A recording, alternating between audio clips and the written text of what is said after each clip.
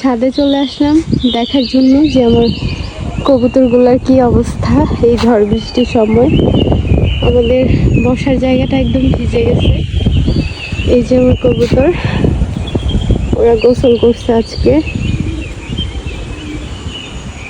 এই যে গাছে ছোট ছোট আমড়া ঝুলতেছে, এই আমড়াগুলা দেখা যাচ্ছে। আর এখানটায় হচ্ছে আম। এই যে ছাদ থেকে ভালো দেখা যাচ্ছে আমগুলো মাশাআল্লাহ ভালোই বড় হয়ে গেছে। জানি না ঝড় বৃষ্টিতে কেমন টিকবে। বৃষ্টি অলরেডি ঝিরিঝিরি শুরু হয়ে গেছে, বলতে বলতে বৃষ্টিও চলে আসছে। এই যে বৃষ্টি পড়তেছে অলরেডি।